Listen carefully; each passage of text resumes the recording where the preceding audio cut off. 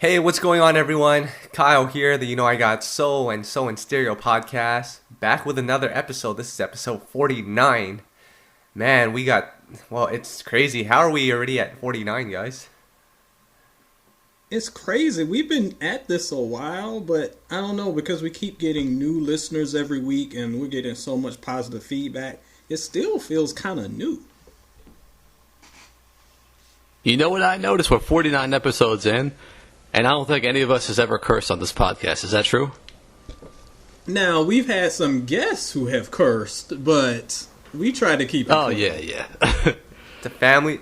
We it's keep family it show. for the family. Yeah. Yeah, exactly. But we have so much to talk about this week. Ed, you caused a lot of controversy with a list that you published on your website earlier in the week, and we'll get into that. But I want to quickly start off by talking about some of the new releases that came out this past week, starting, Ed, with Avery Sunshine. You like that album, don't you? I really like that album. I am a fan of Avery as it is. And speaking of lists, when I did our list a couple weeks ago of the top female vocalists, we had a couple people say, "Where was Avery?" And I listened to this album. I was like, yeah, she did deserve an honorable mention. She is a fantastic vocalist, very, very well-written songs. And if you haven't heard her album, definitely check it out. I think that it's probably right now sits at probably one of the best 2 or 3 albums in R&B this year. So I think this one's going to make a big mark throughout 2017, and props to her for dropping a banger. Nice. And 2 other albums that came out. I know Avery Sunshine was the one that caught your attention the most, but Eric Roberson and PJ Morton. Yep, both of those dropped as well. Man, I was listening to everything while on the road. I went to my first trip to Memphis, so I had some good listening music and had some decent stuff. PJ's album, very good. I think he's a very underrated vocalist as well. And not only were his songs well written, like we've talked about before, I love the song Claustrophobic because it's almost a diss song to the industry and artists like PJ who are really trying to do some different things and take his music in a different direction. And the industry wants to put him in this box. So there were lots of themes like that throughout the album, and it ended up being a really solid release. A little sleepy in some places for me, but still really good. And then Eric Roberson's album. This is actually an EP. He's doing a series, Earth, Wind, and Fire, so this is the first series from that Earth. And as a standalone EP, I was chatting a little bit of my man Tom about this, and it's the reason why I have a hard time reviewing EPs. I have a lot of fans that are like, why didn't you review, for instance, the Talib Kweli Styles P EP that was just released? Why don't you review those? Why don't you score them? Because it's hard to score an EP with the same weight as an album. So the Earth EP only has 6 or 7 tracks, and they're okay. You know, it's Arrow, so Arrow's always going to give you some solid work. But as a standalone piece, it was just alright. Now when we combine this with the other 2 EPs that are on the way, I'm sure as a full package it'll be great. But just as a standalone set of 5 or 6 songs, it was alright, but nothing that really got me excited. So Arrow fans definitely should check that out. When we get those later EPs and we can put them together in one full collection, I think we'll have something. But for now, it's just a solid release, but nothing spectacular. Cool. Tom, we've got a couple of upcoming tours, some that you might be interested in. Of course, Kevin Ross is going on tour to support his album, The Awakening. And Tom, I know this one's really going to excite you. Tweet's going on tour. It's an acoustic tour. You love acoustic concerts, don't you? I'm going to show up with no shoes on, barefoot, sit Indian style in the crowd, and it'll be a good old time. Oh, man. Right, Ed? Listen, it's 4 minutes in, and I'm saving my venom for later. I'm not going to get into it with you right now, Thomas. So hold on. I love me some acousticness. I just like to groove. I'm the opposite. You don't do the barefoot. Know. Oh, man. Ed, I'm going to get you riled up a little bit, but I promise you it'll get a lot worse later. But our cousin Chris Brown, or your cousin Chris Brown, set to release his album he announced in June. not sure if there's an official date yet, but on his Instagram, he says it's coming in June. His album, as well as a documentary, which he said will be in theaters, which will showcase the ups and the downs and the lifestyle of Chris Brown. Ed, I'm sure you're really interested to find out what your cousin's been up to.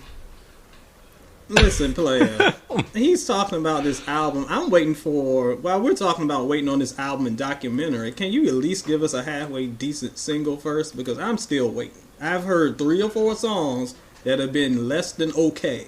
So before you start thinking that you are going to be Tarantino all up on this screen, you better tighten up these albums. What are we doing? Everybody cannot be Thriller. Everybody cannot be the docs that we keep in biopics that we keep seeing on BT and Lifetime and these other places. Player, stay in your lane and focus on your music first, then go to Hollywood, because you gotta tighten this album up. It's been a long time since I gave a Chris Brown album more than 3 stars, so you got some work to do, player. Well, guys, I've got some interesting news for you guys. Tom, you're going to be really excited about this one. I'm reading his Wikipedia. Oh, boy. Chris Brown actually owns 14 Burger King restaurants. Wow. Of all things to invest in. Still hasn't invested in a halfway decent album, though, but he got them Whoppers on deck. Mm-hmm. Oh, my goodness. So the album will be called Heartbreak on a Full Moon. Ed, I got a question for you about Chris Brown and his music. Yes. Realistically, and I'm not trying to hate, because I am a fan of Chris Brown, do people still care about his music, or is it only, Team Breezy, which I know is a huge group of people, but are they the only ones that still care about his music? In my neck of the woods, it seems like Chris Breezy is the only person keeping the SS Chris Brown afloat, because everyone else has long ditched shit on this guy. And again, before y'all hit up the Twitter, E.T. Bowser, y'all know where to send the hate tweets. Like, just look back at the product. This isn't me being fussy, but this is me wanting more of our artists. And other than the gimmicks and the silliness and the backflips and the ooh, he can dance, I'm not hearing any quality music. Where is the quality? Where is the output? Where is something other than, here's this guy fighting on Instagram with Soulja Boy? I am not seeing any of that. He's getting support because his fan base is so huge, as you said. But it's like people are hyped for an album and hyped for a documentary about something. But the material isn't there. The songs aren't there. I would like my singers to actually sing. I know that is a foreign concept in 2017, but dude, where your music? Yeah. So much venom so early in the podcast. I'm riled up. Also, lastly, I thought documentaries were for artists that were, like, I guess not in the spotlight anymore. Chris Brown is still in the spotlight. Like, I thought documentaries were for people that, weren't in the mainstream anymore. Yeah, they are supposed to be. Well, the way I look at it, here's the way I look at it. It's because I don't think he's able to do much press anymore, because every interview he does, they don't really go well because of his past. So he's got to present himself how he wants to, because he thinks the press will skew it. So he's got to tell his own story, right. unfortunately. This is just the way it is, I think. This is this telling of his story in the way he wants to tell it, which is by the journalist that I am knows how biased that's going to be, number one. But number two, if you want to tell your story, that's fine. If you want to tell your story through music, that's fine. We'll talk about that later on in the podcast. But if you're going to do it in a way that's creative and receptive and trend-setting. Don't just do what people have been doing for 15 years. I'm going to come out with a movie because I saw Toni Braxton do it. Please. Damn. Tom, I know you wanted to get into something as well, right? Yeah, I had a couple things that caught my attention this week. And one of your all-time favorite artists, Usher, dyed his hair. That was breaking news. Oh, my goodness. Oh, and speaking of... this has been like Ed Hate Week, because I tweeted a photo of young Usher, actually old Usher. I'm the old head of the podcast, by the way. Usher is older than me. So I tweeted this photo that was less than kind to the haircut. And boy, Usher stands were in their feelings. Look, player. He has the haircut of the kids that are in my youth group, which is cool. except those kids are 14. Usher is knocking on 40's door. So please do something with the caramel colored haircut. It's not working. It just goes to show, because a lot of people were like, oh, well, you're just not letting him be who he is. You can't judge him for what he wants to do. Clearly not. But if we look back at the history, if we go look back at that Hard to Love album that we bring up every week, and that No Limit single, and we see him dancing in the club with these kids. And I saw another Instagram post where he was like with a bunch of teenagers showing off their watches. I'm like, player, you are old enough to be their daddy. Be a role model. Get you a nice cut with some nice waves. Keep it clean, keep it low, and you're cool. Just speak to your audience. I don't think your audience is 16 anymore. Somebody remind your boy. Wow. Well, how old is Usher? He's almost 40, right? Probably like 39. Or either he's turning 39 this year. Like, he's like a couple years older than me, so he's up there. Okay. We'll give him one more year to get it together. I'm going to keep... Well, you know, R. Kelly did have the blonde cornrows when he was like 40, so there you go. There's your role model. Oh, yeah. Aura. I'm going to keep the good times rolling for Ed just for a minute now.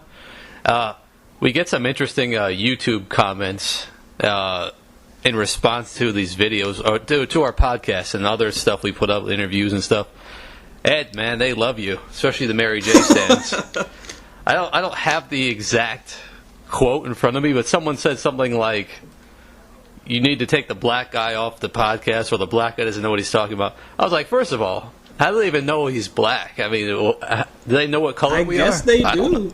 Would they know? This was previous to, this was before we even got the new banner and the new logo, so good for them for doing their research. Yeah. I think somebody cyberstalked. Well, sorry. Yeah. Well, Ed, you are a celebrity, though. It comes with... You are verified on I'm Twitter. Verified, but it's a gift and a curse, like Jay-Z told us. The blue check is a gift and a curse. Because now I got Donald Trump running around on our YouTube page calling out the black people. So, Mary J stands. I'm going to be nice to y'all in just a few days. When Mary J drops her new album, then I'm sure we'll be positive. So, y'all hang on and be nice. Unless the album's trash, and then you'll be mad at me. So that's pretty much all I had for this week's festivities. Did we want to get into our main topic, Kyle, or where are we going next? Yeah, we can go into our main topic. Well, we've got a kind of two main topics today. The main topic is, I believe, we're going to discuss Ed's list of the top male vocalists. But first, a quick other interesting topic I wanted to get into because I thought it was timely, and that is, damn, R&B needs a Kendrick Lamar. Amen. And what the hell do I mean by that? what do we mean by that? Some people were confused when I put that. Well, let me give you some of the backstory on this. So, can I go back to a certain date in history? August 7th, 2012. Do you guys remember that date? What happened that day? No idea. I remember it well. Miguel released Adorn. And I thought it was a turning point for R&B. How are you supposed to expect us to know that date of all dates? What? Come on. Hold on. Wait, let the man tell his story. The song was... I got to add dramatic effects here, guys. Calm down. So the song, obviously, was a huge... It turned into a huge hit for R&B. I thought Miguel was going to become a huge star. People were going to follow in his footsteps. Unfortunately, it just didn't turn out that way. And I thought he was the one that could have really made the impact. And I think we've talked about it between us before, but, you know, we talk about someone like Kendrick Lamar who's kind of shifted the genre on his own and shifted the culture and kind of gone in a different direction than everyone else and had success. We don't have someone like that in R&B. And I felt like Miguel could have been the one. But guys, what is the, like, can there be an R&B Kendrick Lamar? Someone who can make their own movement and people would actually pay attention? Oh, well, let's back up a little bit. Because, you know, I have plenty of thoughts on this. And kind of, like, just hash it out. As everyone knows who follows Soul and Stereo, I'm a huge Kendrick Lamar fan. I've followed him even way back when he was releasing like the mixtapes, the Overly Dedicated and that early stuff. And not to dwell too much on the hip hop end, the issue with Kendrick is we look at him in this 2017 lens where he can release albums that are just fantastic, that shift the genre and shift the culture. And we look at R&B, and R&B is long overdue for a shift change. And we were like, why can't we get someone to do that? Well, first you have to realize that Kendrick's shift came well over time. So it's not like he dropped this most recent album out of the blue. So he had 3 or 4 albums building up to this, where he got to the point where he could kind of call his own shots and say, I'm going to have a track where the beat changes 17 times over the course of a minute and a half. And he can get away with it. Whereas new R&B singer just coming out of the box won't be given that sort of kind of leeway. That's why I like what Bruno Mars did recently with his album, because the album that he released, that soul throwback R&B, he could only do that at this level in his career. He couldn't do it in his debut because there's no way on earth he could have got that to fly. But anyway, I digress. The point is, what R&B really needs is a person like a Miguel who can start in the game and say, I am going to change this.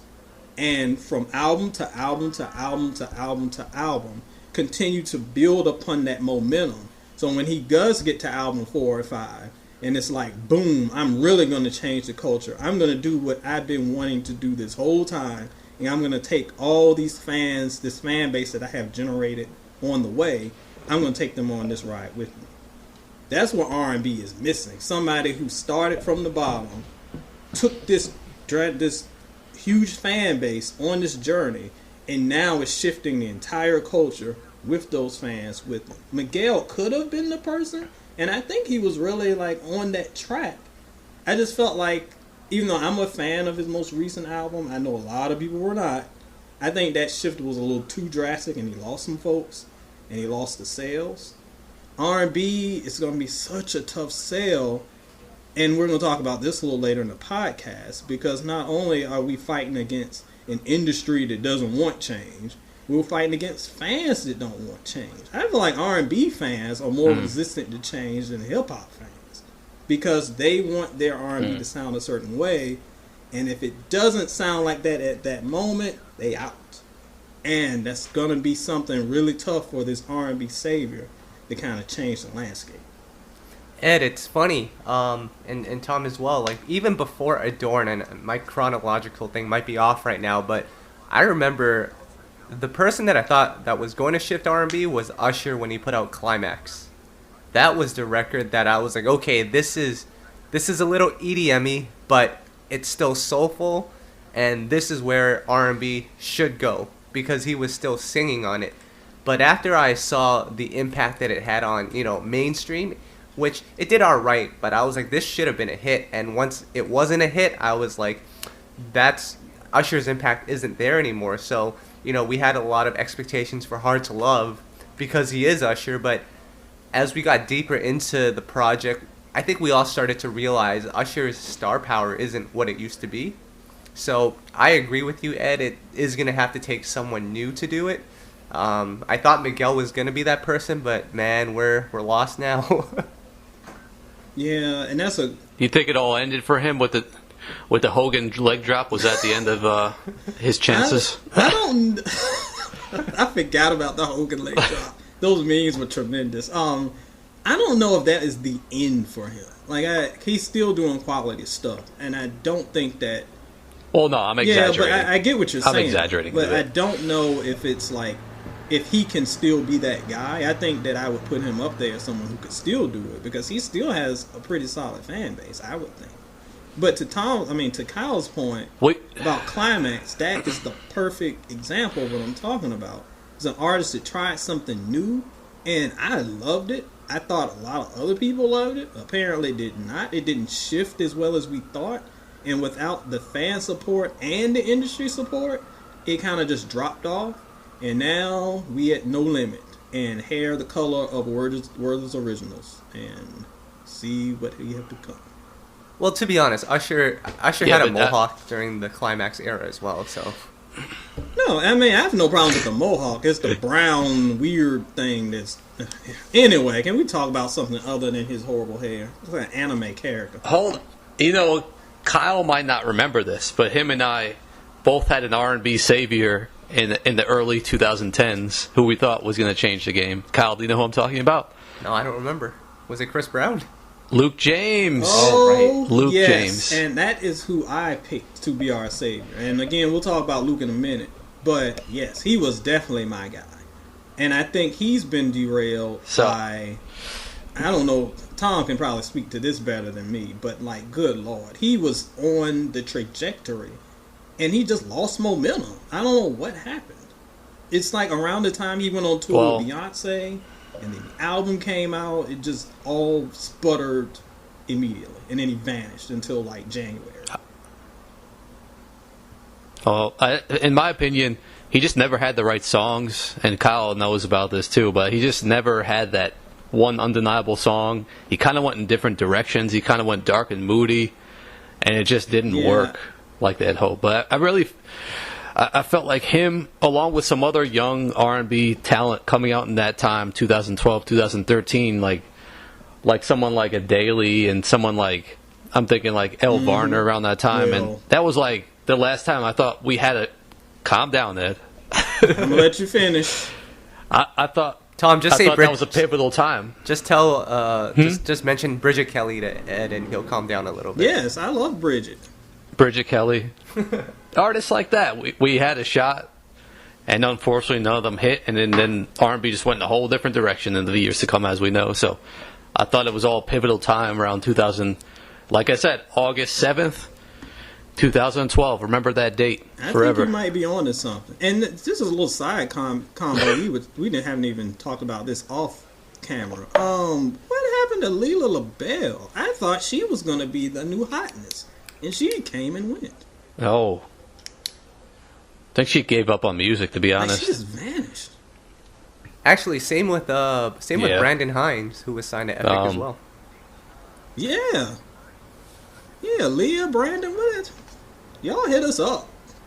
2012 had it popping, and then everybody just went home. So I know we have a lot to cover. Let's get into our main topic now. Ed, your list of the top vocalists. It's a good segue from Luke James, who I believe should make an appearance. So let's see who you got. Before we get into the list, though, I want to circle back a little bit and talk about some of the points I hit on the last topic. Now, we always give our fans, we always give them a little bit of grief and have fun because everybody loves to pick on old man Ed. And one thing that I love about these lists are the debates and conversations that we have with some of our fans and readers across Soul and Stereo and You Know I Got Soul.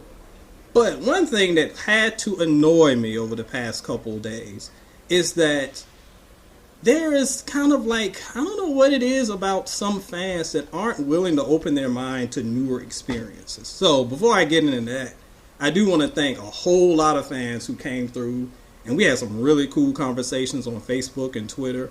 So if you aren't following your boy, go to E.T. Bowser on Twitter. Follow me so we can chat about this stuff. But I just want to shout out to Derek Duns and the Mike Versus, CC Superwife. Our boy John Michael came through. Iman Martin, Charles Williams, and I'm sure I'm forgetting somebody else. So like they used to say in those liner notes in the 90s, charge it to my head and not my heart. But we had some really good combos about this list and the previous list. Oh, shout out to Kelly Price and Charlie Wilson, who shared both lists. And Gallant, too. So awesome. That was cool. But what kind of bothered me about a lot of the feedback on this list as compared to the female list is there were a lot of listeners who were like, I don't know who Gallant is, this list sucks. I don't know who Luke James is, but he can't be better than so-and-so. Listen, players.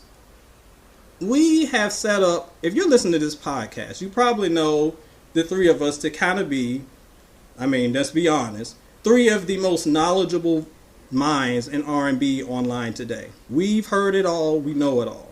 So if we suggest somebody you haven't heard of, instead of hating, go listen to the artist, because that's the only way you can learn more about these artists. The thing that bothers me about kind of the quote-unquote death of R&B, is that there are a whole lot of R&B fans that are like, there isn't like it used to be, but we don't support new artists who are out here super talented doing the thing.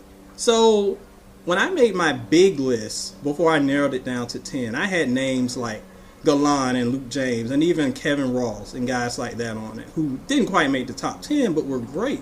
And a lot of these artists haven't gotten the exposure as some of the guys from the 90s, but they're definitely worth your time. So instead of hating, let's keep R&B alive by checking out these artists. Our girl Superwife saw the list and was like, you know, I only know a little bit about Luke James. I have no idea who this Gallant dude is, but since you say they're hot, let me go check him out.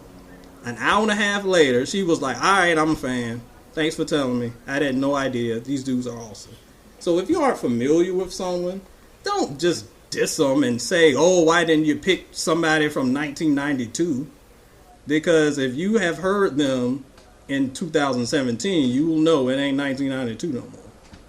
But again, let's support R&B by supporting these newer artists. And if you like them, cool. If you don't like them, cool. Because you know if I don't like somebody, I'm telling you. But it's worth your time to listen to these artists, check them out, and maybe you'll be a fan. Don't just sit in your basement listening to stuff from 96 all the time. And that's from me, who listens to stuff from 96 all the time.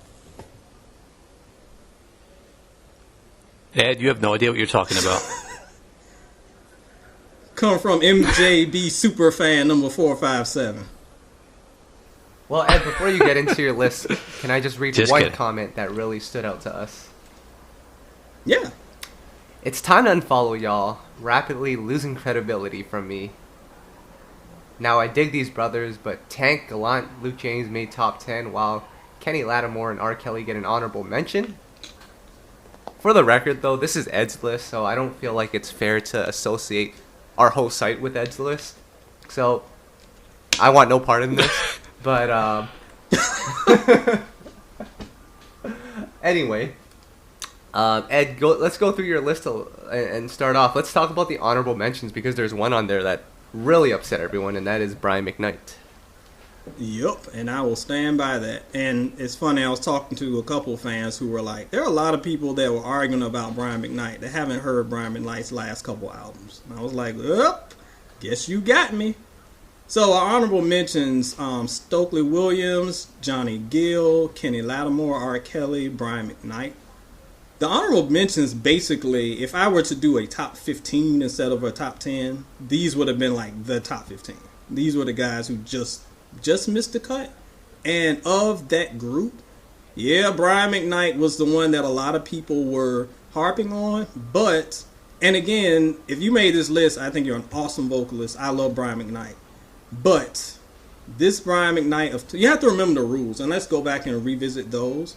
We wanted artists who were considered active, which means they had to release a project in the past 3 years, which unfortunately, Kyle, cut out your boy Mario, because he probably would have made it at some point. Thank you. And we're also talking about artists ranked on their current ability. I'm not talking about One Last Cry, Brian McKnight. I'm talking about Let Me Show You How That Thing Worked, Brian McKnight. And again, he is still one of the greatest to do it. But in 2017, I would not put him in top 10. Top 15, yes. Top 10, no. So no shade to Brian McKnight. But I think some people are listening to Anytime and not listening to the better album. I'll leave it at that so I don't make Tom upset. Me? Why me? I thought you liked Brian. Now I do like Brian, but there's one artist. I didn't read the list, but if this artist isn't on there, then I'm going to go off on you. So I'll just leave it at that. Join the club. Anyway, let's get into it real briefly. Number 10, my man Anthony Hamilton. There was a lot of eye rolling at that, but listen, there is more to being a vocalist to me than hitting pitch perfect notes. It's about emotion, it's about grit, and it's about soul. And when it comes to soul, Anthony Hamilton got it on lock. So he was my number 10. Number 9 was Tyrese. Originally, I had Tyrese a little bit earlier, and this shows the amount of the amount of the research I went into the list. Because while I was writing the list, I was going through re-listening to some of the songs from some of the other artists. And while I love Tyrese and we celebrate him, and we don't celebrate his Twitter and Instagram, Lord no, but we celebrate his actual output musically, Tyrese is great, but he has a very, very strong voice, and I think he gets a lot of props for that. Sometimes I kind of question his range a bit, so that's why he's a little further back than a lot of people expected. Really more than I expected. But he still definitely is on the list. Ed? Yes. Can I say one thing, Ed? You better hope this list doesn't make it into Tyrese's hands. Oh, I hope it... He'll start acting like this is a travesty of the century. I hope he does, but he needs to calm down because some of his friends are on the list. So, no shame, Tyrese. Okay. Jeez. Number 8 is my man Eric Benet. Our boy John Michael, who is an artist that we both love. He's got a mixtape coming out soon. Check him out. He had a great story to share about this. We got to get him on the podcast one day. But he said he was performing with Eric Benet. I guess it was before Eric Benet was about to perform. This dude was walking... Oh, I'm sorry. This is Eric Benet. He was talking about Eric Benet and how great his vocals were. But the story was actually about Stokely. He said he met Stokely, and Stokely was walking around with one of those surgical masks on and refused to talk to anybody. So this dude is like Cobra Commander. And it's like, I'm not talking to you until I get out there. That's how much he wanted to preserve his voice. But anyway, I wanted to make sure I mentioned that. I thought it was a cool story. Damn, what if he was wearing a mask like Kane from wrestling? Oh, only if he raises his arm and the fire comes off the stage. Will I be cool with that? But Eric Benet, I'm sure will not. He'll be acoustic with no shoes on like Tom likes. But no shoes, but the vocals is pristine. Eric Benet is one of the most underrated vocalists, really, in all of R&B, if you ask me. He is phenomenal. Number 7 is your boy Tank, who I originally had on, I think I had him at the Tyrese position. I had him closer to like 10. But as I was listening to this stuff, I was like, this dude is incredible. I mean, we know he's incredible, but you kind of take for granted his range. You take for granted his ability to control his voice. So that's why I bumped him up a few spots. But definitely worth it. Number 6 was like the only dude on the list that nobody fussed about. And seeing that I got like 30 tweets about this thing, that's saying something. And that's Maxwell. I think that his voice is just like heaven on earth. No one complained about that. I think we all are in agreement there. Number 5 is Joe. I was surprised that a lot of people were like, why is Joe on this list? And I'm like, really? I thought we were all in agreement that Joe is pretty much one of the best to do it. His voice is just so pure. And of all the artists on this list, I think he has like, his voice has not really aged. It's pretty much as strong as it was way back in 92. So number 5 for him.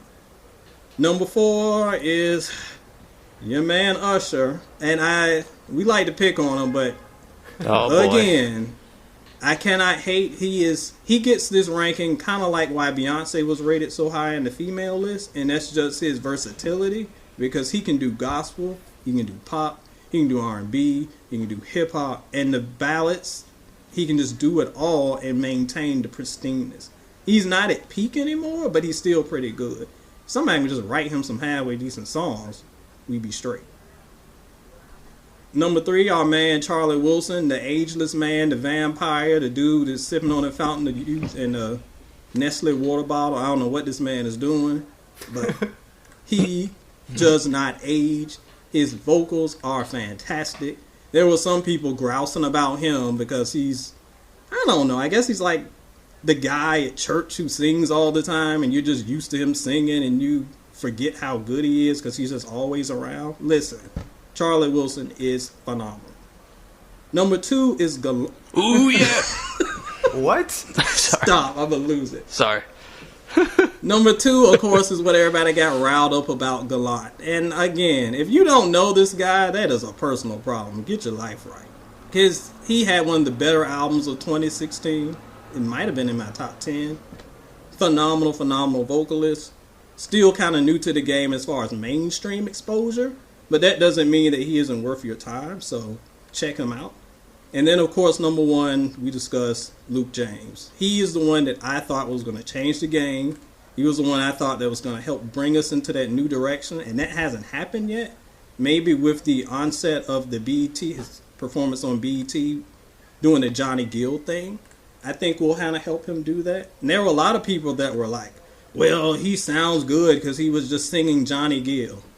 No, player. Go back and listen to that Whispers in Dark mixtape. Go back and listen to those earlier songs. And I know that his first album wasn't well received, but it was still well sung. I think right now he has the most diverse, best voice in R&B right now. That's my top 10. What y'all fussing about? All right. Okay.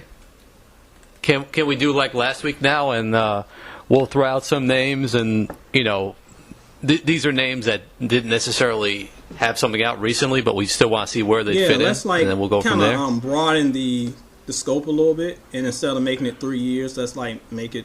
What did we do last week? Like 10 years or 15 years, something like that. Are we talking? Yeah, let's open it up. So then are we talking current state of their voice or prime time? Kyle? I think we should do prime for this. If we're making it a large group, we should do prime. So we'll start with one of Kyle's all-time heroes, Mario. Yes. You mentioned him. Kyle, where do you have him on this list? Number 1. Oh, God. Oh, yeah? No. Really? No, he's not number 1. Is he in the top 20? Like, where would he fall? I mean, I have a couple of names in mind if we're talking prime time, so I don't know about all 20, but if he had, I would just say if he had released an album in the last 3 years and we were doing Ed's list, he would definitely be in that list. That's all I have to say. Okay. Yeah. No, I think Fair enough. If he was, I think he was just out by like a year or so, but like if he had done something more recent, he would definitely be top 10. And even if we widen this, he would definitely be top 15 and probably still top 10. I think he's got a fantastic voice. Now, here's one I didn't hear you mention. This guy, a little too churchy for me. I think you love him, though, Ed. Dave Yes, Hollister. Dave. I should have, I think next time I'll do one of these lists, I'll actually post on Instagram my final list, like my final list of like 25 names before I narrow it to the top 10, just so people can see. But yeah, he definitely was on it, and I expected him to be top 10, and he didn't make it. But he's great, easily top 20, top 15. It gets a little tight just because of the competition, but I love him. And even if we open it up a little bit, I think that when we kind of do prime, I think he still lands in the 15s. What about your? Where do you guys have? Oh, go ahead, Kyle. What about your two VA boys, Chris Brown and Trigger?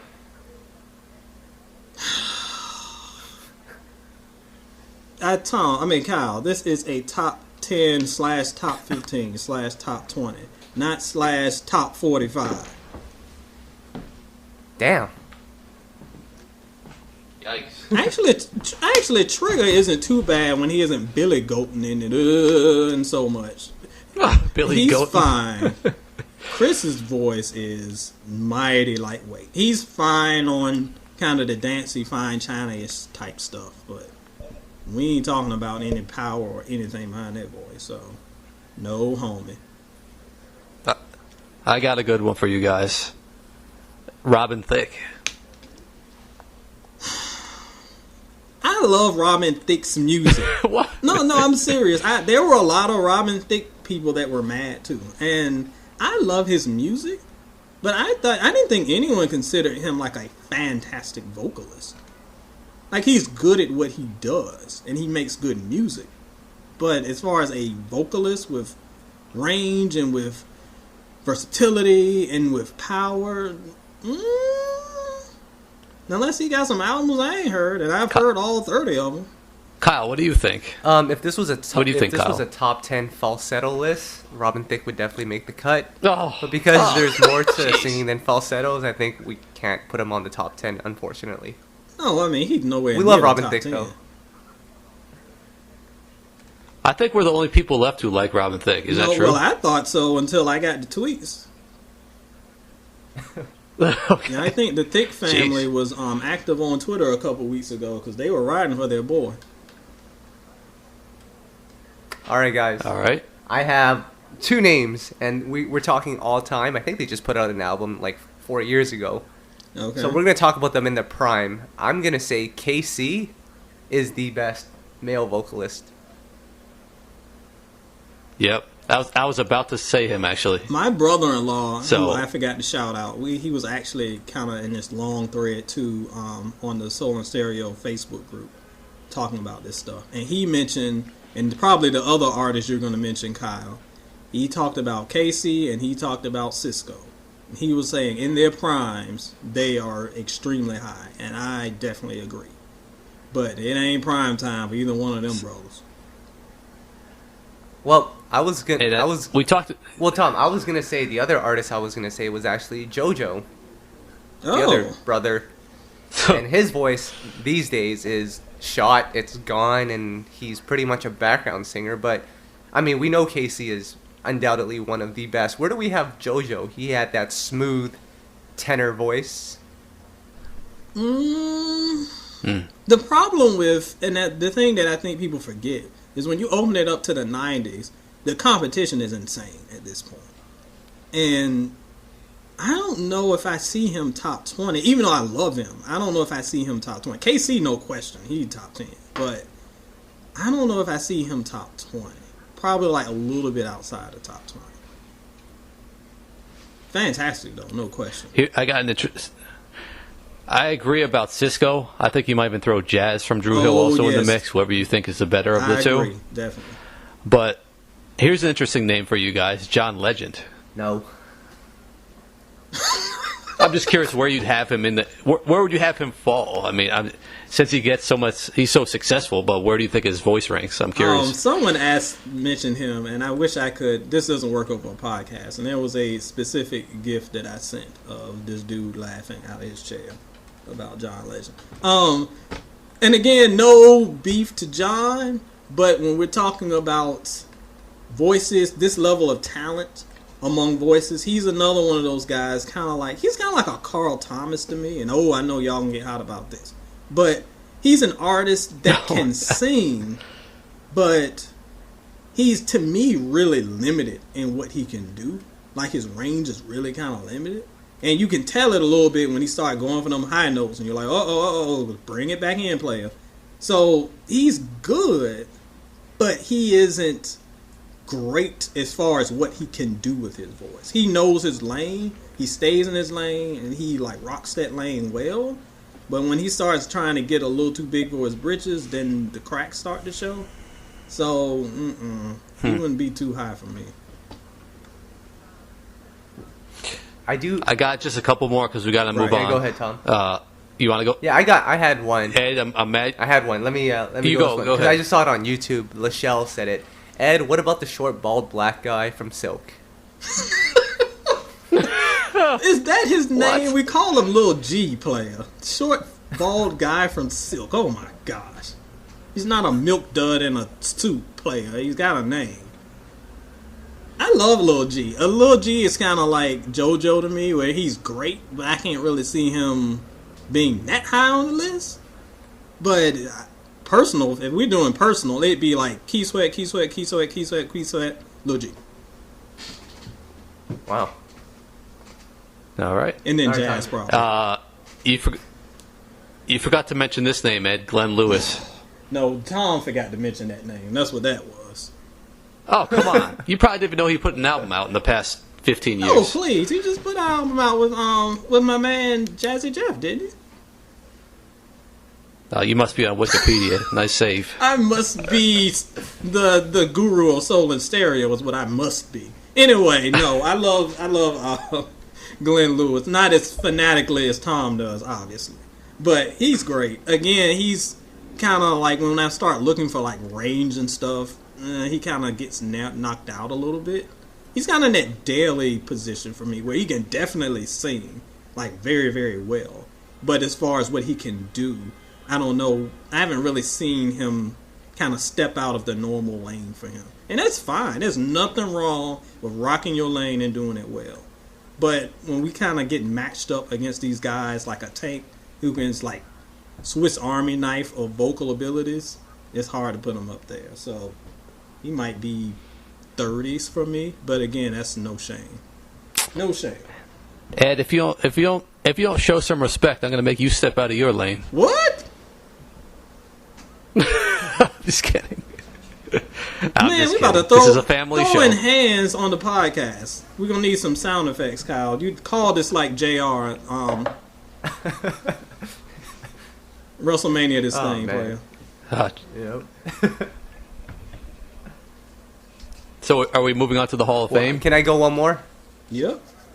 Yeah. Just because I know a lot of readers love this guy. Craig David. Craig David's a good one. Again, he's not top 15 to me, but I think he's very strong. And he does have a really passionate fan base. I'm surprised the Craig David fans didn't come from my throat. He might be top 20.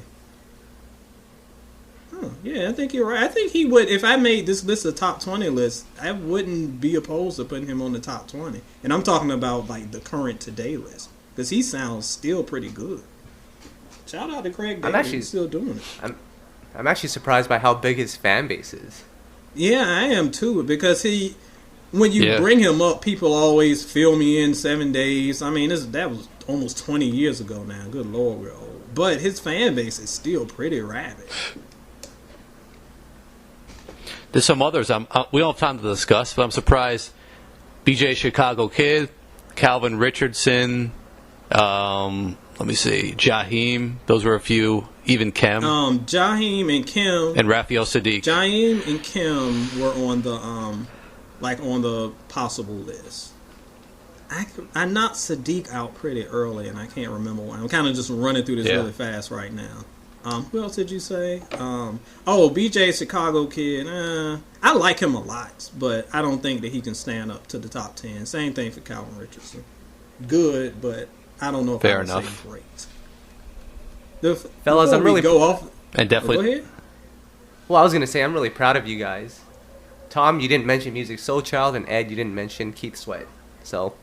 See, and I was just about to say that, because listen, when it comes to this stuff, as a reviewer, all I have is my credibility. So I could easily drop 10 of my favorite artists up here, but I'm not going to be goofy enough to put Keith on a list of top 10 vocalists. So again, if you disagree, go check them out. Check out these artists you haven't heard before you throw bars at those and say they can't sing and you've never even heard them.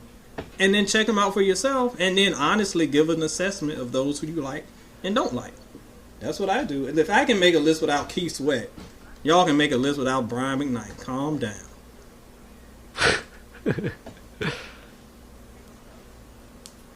Are we on to the Hall of Fame, Kyle? We sure are. So, last week, just to give you guys a recap, we had Little Mo as well as Tony Braxton nominated. Tony Braxton made the cut. Little Mo unfortunately did not, which I think wasn't really a surprise to anybody. But we still love Little Mo. A lot of great features, some great songs as well. But we're on to bigger and better things this week. I'm going to start off with the fan nomination. Guys, this one will really excite you guys. It's a no-brainer in my opinion, but I could be wrong. The fan wanted us to nominate SWV. Are they in the Hall of Fame? Yeah, SWV is a no-brainer for me. One of the most successful female R&B groups of the 90s, and they're still successful today. And they've influenced so many after them. And, it's not much bad you could say. They've had tons of hits. They've had great albums. And for me, it's a yes, easy. And add to that, even when they came back for their kind of reunions and comebacks, even those albums were amazing. So, like Tom said, this is one of the easiest nominations we've ever done. One of the most influential groups, not of the 90s, but of all time. One of the best groups of all time. SWV got this in a lot. It's funny, though, because realistically, before they came back, they had only put out 3 albums. The first 2 albums, I think, are great. Their third album was a little shaky, in my opinion. Do you think that kind of takes away? I mean, of course they have their impact. Yeah. I don't know. The quality of that third album, I don't know. Well, see, and I have written about that album before. That's actually one of my guilty pleasure albums, and I really like that album. And I know they weren't a fan of that album. They hated it because the label made them do all these rap features, and it took them out of their lane a little bit. But I love that it was heavily hip-hop sounding, yet they still sounded SWV-ish. So I can understand why they didn't like it, and I can understand why many fans didn't. But I really like that album. Their second album I thought was a little too ballad heavy, honestly. I prefer the third one. But again, you can't really find a bad SWV album, and they have been so influential to later groups like Destiny's Child and so many others. They have to be in an R&B Hall of Fame. It's a good point, though, Kyle. It's kind of like the point I was making about Tony Braxton last week, just to play devil's advocate. And I did see a couple of people agreed with the points I was making on in our comments. So, yeah, it's an interesting point to make, actually, if you think about it. So, yeah, but I guess we're still putting them in. Ed's point is true as well. They did come back and have a successful, or a moderately successful comeback with their I Missed Us album. So, yeah, I think it's a no-brainer. It wasn't, of course, 1993, 1994 again, but how could it be? But for the level that they achieved at that level in their careers, I think you can call it a success. And, of course... Ready for mine, guys? Yep. You were so proud of me earlier, Kyle. Sorry to have to let you down, but I'm nominating Musiq Soulchild. Oh, boy.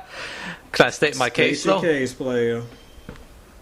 So, on the surface, it might look like a no. So, here's what I'm going to go with. 2 platinum albums, 2 gold albums. Probably, and you could research this, but I think he's had more hit songs than anyone in his generation of a male singer. Then, I mean, obviously, maybe not Chris Brown or something like that, but I wouldn't even put him in the same category. No, yeah, I wouldn't put him in the category. But this man has had... But in his category, I think you might be right. So, 12 Grammy nominations. He hasn't won one yet, unfortunately. Still at it now. I mean, his single I Do was Grammy nominated and I think reached the top of the chart on radio. I just feel like his place in history. He's influenced so many. People reference him as an influence today. He kind of, I feel like, picked up that torch from D'Angelo with the neo-soul vibe and kind of took it to another area. I felt like the music was more relatable, personally, and it kind of spread from there. Neo soul took on that whole Phillies vibe from there. So for me, I'm not saying he's a definite, but I'd like to just make the case. So what do you guys think? Cal, you want to go or you want me to go? No, you go. I first. can go. You go. Musiq Soulchild. Listen, Musiq is a great artist, and Tom actually hit the point that I was going to say of his generation of that kind of, I almost hate to put it in a neo-soul box, but that neo-soul / post-neo-soul generation from like 02 to about, I don't know, like 07, 08, that kind of decade area. I think of all the male artists, he was the most consistent as far as quality and as far as sales, and he's had a very good career. My issue is he hasn't had a great career. Like, he hasn't had that one 5-star album. Not that you need to have a 5-star album to be in the Hall of Fame, but he hasn't had that one great piece. He's had a lot of good stuff. His debut was really good. He's had a lot of good stuff, a lot of good singles, a lot of good chart success, but I don't know if he's had, and I don't want to judge this by numbers, but I'm just making my point, is that Tom talked about how he hadn't had the Grammy win, and I don't think he's had like a #1 single. Like, he's always been very good, but he hasn't, like, got over that hump yet for me. So, while I will say that he's had a good career, I don't think he's hit that greatness to be in the Hall of Fame. It's not a Hall of Fame career. It's just a good career. So, he gets a no for me. My only problem with that is then, if you're not going to put someone like him in, who might be the most successful of his generation, then nobody who came out in the 2000s and beyond will ever get in. That's my only counterpoint. That's a stretch, player. Well, then name one person who you think.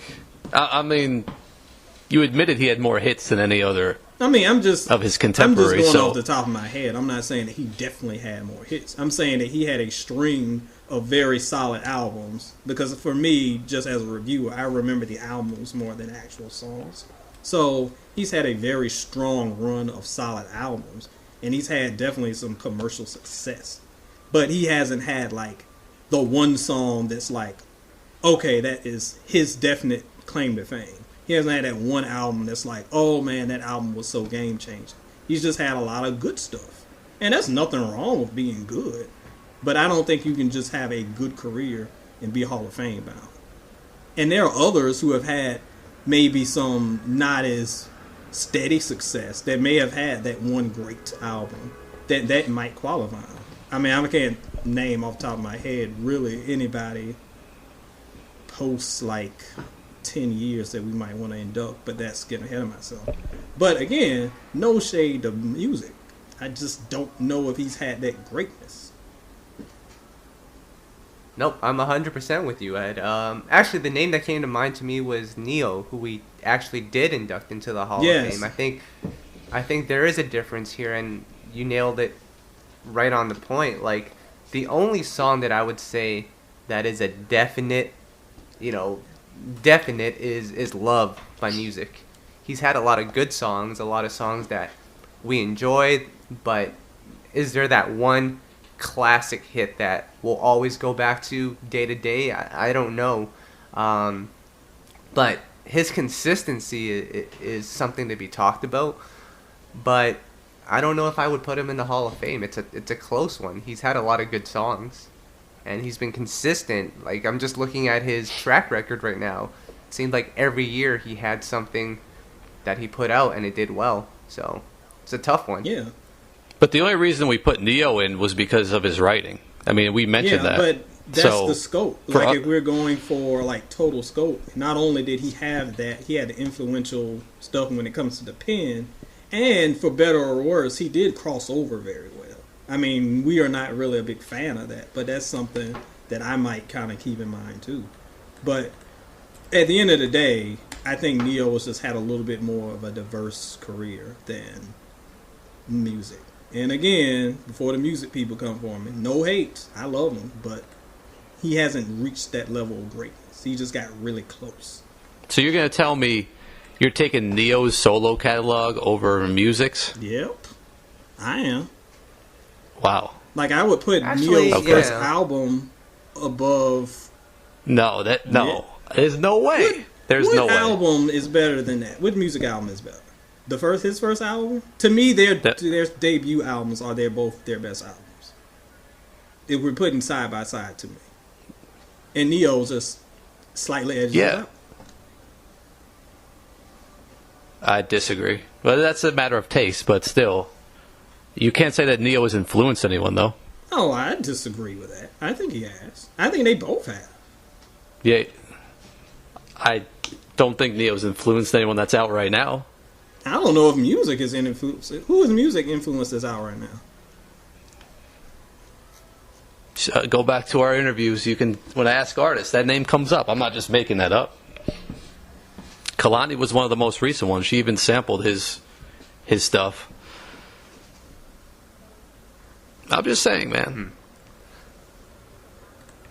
But I take your guys' point. It's okay. I feel like when you look at the Hall of Fame, you have to also look at the longevity. So maybe in another 10 years we look back and say, yeah, he's in. It's just the way it should be, in my opinion. And that's a great point. And I've had that point, not to get back on the Kendrick thing, but like there was a lot of discussions earlier this week about when is it okay to call someone the greatest of all time, and when is it okay to do this and that. And I think that what a lot of current fans miss and why they get upset when we say that artists from the 90s are so great is because in 2017 we can look back on the influence they've had, but newer artists haven't had a chance to make their mark yet, and that's why it's harder for them to do it. Now in 5-10 years, when there's a turnover and there's a new generation of artists that are like, yeah, I'm doing this because of Musiq and I'm doing this because of Neo, then we can truly say that they were influential. It's a little harder to say that when we're in the moment, and we're still kind of in the moment for both of them. So that's a good point. Yeah. But what is that one Neo song we're going to look back on and say that was his song, though? I mean, people still... I'm not a fan of it, but people are still on So Sick and a lot of that stuff from the first album. Because of You as well. And I think Sexy Love, those three. Because of You? I haven't even heard that song in about 5 years. It's not like that song still gets played, though. Well, I mean, to be I'm talking about songs you could be out and you'll still hear Well- it, like on the radio, a throwback. well, I mean, right now we're in that trend. I've started noticing on the radio they're playing a lot of early 2000 stuff, so it kind of takes some time for people to go back to those hits. But no, I think those three people still play to this day. I mean, I still hear So Sick, but I don't know. And that again, Pitbull it's kind of song. tough with Neo because Neo's most of his stuff is like That the Pitbull song? oh yeah, it's like the Pitbull stuff is like what you hear more of like these days. It's just, but that's because of the climate, and the climate is so pop heavy. But So Not Sick to mention, and, I mean, because Neo of you, still- I don't hear because of you that much, but I mean that thing was pretty all over the place. 07, 08. Ugh, I got sick of it. I mean, the other thing you got to remember, though Neo isn't, necessarily a huge star anymore. Like, he's still featured on songs with Pitbull, so he's still he's still a visible artist. So you're less inclined to hear some of his past hits because he's still on the radio for some of the newer stuff. Yeah, but Pitbull, can we just get rid of this dude? Like, he has been rapping. I think swear Neo really- he's been saying the same verse since 2000. Like, he's saying the same thing. Listen to him. It's the same thing. I think Neo really hurt his case for the Hall of Fame by going that EDM route, and also by his past few albums just not being what we expected. That's my, thought on that. You know what's really interesting, though? But I'm starving, guys. Let's get into the food. I've got something actually in mind. I wanted your opinions on this, but I was at McDonald's the other day, and I asked them for some nuggets sauce on the side to go with my French fries because I sometimes like dipping my fries in sweet and sour sauce. They try to charge me like 25 cents for that sauce. Don't you guys think it's outrageous that they're charging for sauce? Yeah, this is apparently a new thing. So I don't like sauces. Like, I'm not a sauce guy. Like, I just want my stuff straight up. I'm plain like Tom in that sense. Tom probably uses mayo for sauce. But anyway, like when it comes to sauces, it's not my thing. But apparently these places are charging like an arm and a leg for extra ketchup and extra jelly. Like, good player. Like, why are y'all trying to scam America? Just chill out. Are you really hurting your bottom line by giving somebody an extra thing of Polynesian sauce? Yeah, but you got those grannies, they fill their pocketbook up with all the sugars and the sauce and the ketchup to bring Grannies, home. So, I mean, that stuff adds up, guys. I mean, you're right, because we're talking grannies, but I'm talking people in their 20s who open their cabinet and it's like 17 packs of relish that have been in there since Neo dropped So Sick. So, ugh. I will be completely upfront and say that there are McDonald's napkins in my house. Well, see, napkins are different, though, player, because they put 84 in your bag, so you don't want to throw them away. Yeah. I actually have Starbucks napkins in my house. Now, speaking of Starbucks, If that counts for has anything. anybody tried that unicorn deal? I had seen it. Oh, man, I've seen it. I'd seen it. I saw it. I am only intrigued because I hate coffee, as we have discussed. But apparently this doesn't taste like coffee, and it tastes like strawberry and vanilla with a hint of sour, which is heaven to me. So I need to know if it's actually good, or if it's going to taste like ground up coffee. There's not even... Well, there's no coffee in it, as far as I know, is I there? don't know. I don't go to Starbucks. No, I don't think there is. So there you go, Ed. You can pay $7 for your 150 grams of sugar in one helping. Let me die. That's a bar. Okay. All All right. Well, if you die, then we'll have to bring Barry Bars back into the podcast to replace you. Oh my gosh, the next podcast would be. speaking off of the dying, chain. guys, I want to quickly do this for our food discussion. So my mom actually has started reading a book. It's gonna sound really depressing, but the book is called How Not to Die. Yeah, which is that sounds depressing. It's a book based on diets, and it's backed by research from various doctors and science. And apparently, Tom, it's time for you to go full on vegan because eating meat is bad for you. Any type of meat, including chicken and turkey. Yeah, of course. I mean, the body isn't made to intake that type of food, and we should all just start grazing and eating grass like cattle do. It's going to get to the point where there are going to be studies that come out that's like water is bad for you. Like it's getting ridiculous. What can we eat? If we can't eat, if a brother can't eat his cup of unicorn blood that's like 1,000 trillion sugar or whatever Tom is saying, then what can I do? Well, apparently you're supposed to drink like 5 cups of tea, like 8 cups of water, and just all the greens that you want. It was cool because in the book, one page was like, eat as many foods with different colors as possible. And I was like, well, Doritos is this weird orange color. I guess I can eat that. Jeez. Oh my God. So what about what about that toast sandwich you mentioned a few episodes ago? Is that okay to have? No, I don't think you're allowed to eat grains. Oh, what can you eat? Like, what's left? Like, you have named everything. What is left? Spinach, broccoli, and I'll just drink this water and eat a bag of Skittles since it's colorful, and then apparently be the most healthful man on earth. Mm-hmm. Speaking of orange, guys, this is the last point I want to make before we get out of here. But Ed, do you like Cheese Whiz? That seems like something. Oh my gosh, no! Who eats Cheese Whiz? What? You eat Cheese Whiz? Are you 6? Oh yes. I've never had it in my life, actually. Is that that comes in the can and you put it on crackers and? Yeah, it's nice bright orange. No, very good. Why don't you? Please, what? Oh, what does it? Does it even taste like cheese, or does it taste like that Dorito stuff? No, see now I know why you like it. Oh man. Anyways, guys, we're past that hour mark. These podcasts keep getting longer and longer, but Ed, what's going on with soulandstereo.com? Player, they're getting longer, but we're giving the people what they want, player. Anyway, next week coming up on Soul and Stereo, go check out the 10 best male vocalists in the game today. If you aren't thoroughly offended by our earlier conversation, and you probably are, go check out where I can make my case for why I went with the 10 artists that I went with. We also have a feature on a new artist, Quavious Black, who is doing the thing in the hip-hop realm, so you can learn more about him. Be hip to the streets about your boy Quay before everybody else does.